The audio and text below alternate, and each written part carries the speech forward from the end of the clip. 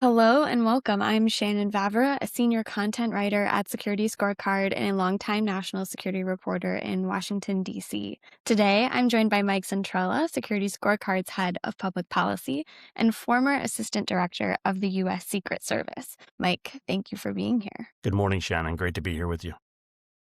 Let's start with the big takeaway and your big takeaway from this report. It puts supply chain risk front and center, and it noted that supply chain disruption, at least folks' perception of supply chain disruption, has increased by 65% in just the last year. You've worked across law enforcement, policy, now you're in the private sector. What stood out to you most from this report, whether it's supply chain or other takeaways? What stood out to me the most is how clearly the report confirms something that we've seen operationally for years. The biggest cyber risks don't start inside organizations. They start inside the supply chain. And across my career in law enforcement, as you mentioned, and now national security, and the most significant failures were rarely the result of a single system breakdown. They almost always are traced back to trusted partners, a third party, or even external dependencies that wasn't fully understood.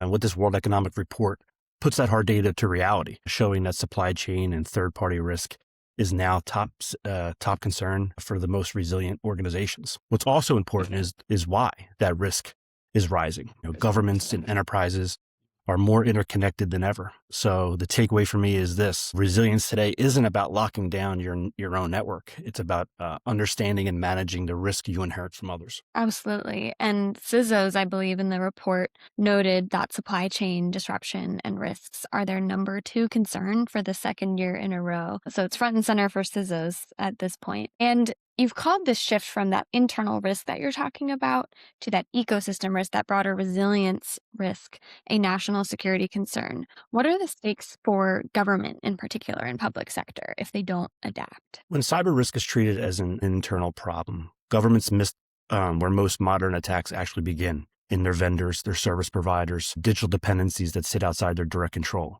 The consequence is that a single weak link can disrupt benefits, payments, shut down schools, delay emergency services, or even undermine confidence in elections and public institutions. From national security perspective, adversaries understand this very well. Nation states and organized criminal groups don't need to breach a hardened government network if they can compromise a smaller supplier that has legitimate access. That causes a cascading effect. One incident, many victims, and that response that's always reactive. The real risk, though, is the erosion of public trust.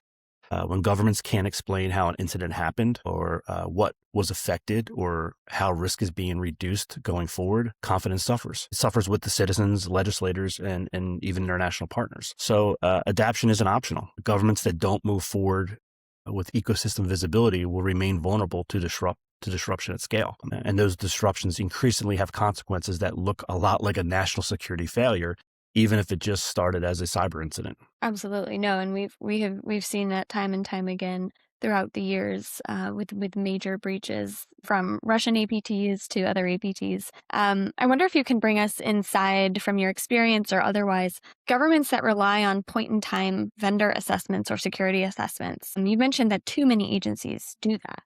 What does that look like in practice? Why is it falling short? How can agencies get the better of that challenge right now? In practice, it usually looks like this. A vendor fills out a questionnaire and checks the right boxes, passes an internal review, and then everyone moves on, sometimes for years. That process gives a sense of assurance and at a moment in time, but it doesn't really reflect on how security actually behaves. From experience, those assessments are often driven by procurement timelines rather than real threat realities. They're done in onboarding, maybe revisited during a contract renewal, and rarely updated in between. Meanwhile, the vendor's environment is constantly changing and at a rapid pace. They have new software, new subcontractors, staff turnover, even geopolitical exposure. None of that shows up on a static form. So the problem is that adversaries don't operate on a procurement cycle. They exploit changes, they exploit misconfigurations and lapses as they happen. So when agencies rely too heavy on a point-in-time assessment, they essentially are managing risks that was yesterday's risk. That's why this approach is failing or falling short. It was built for a slower, more predictable environment. Today's ecosystem, as we all know, is dynamic. It's interconnected. It's under continuous pressure. And without a way to understand how vendors' risk evolves over time, agencies are left reacting to incidences instead of preventing them. And that's a tough position for any government or corporation to be in. Right, right. And as new vulnerabilities emerge, we know threat actors, like you mentioned, they're going to pounce. They're going to seize that moment. So if you're chasing yesterday's problems, you are not current. You are not. You're They're going to take full advantage. Yes. absolutely. And I know we've talked a little bit about the geopolitical shifts here. I wonder if you can speak to procurement issues that the WEF report mentions. 59% of CEOs at resilient organizations, it mentions, rely on vendor maturity assessments to address that supply chain risk. What is the crux of the cybersecurity issue in procurement? What does that look like 5, 10 years out? What should public sector leaders be thinking about now?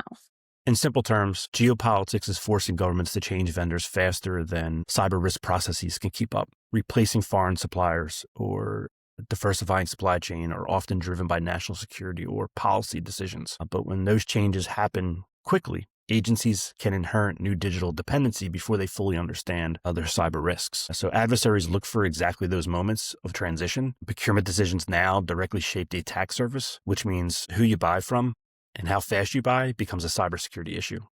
Absolutely. Now, we've talked about a lot of different ideas, concepts, and approaches that public sector leaders and others can take to their supply chain security today. What's the one thing that public sector leaders should focus on today, that they should be doing today for resilience for their supply chains? And in the context of the report notes that 23% of public sector organizations reported insufficient cyber resilience capabilities. That's self-reported.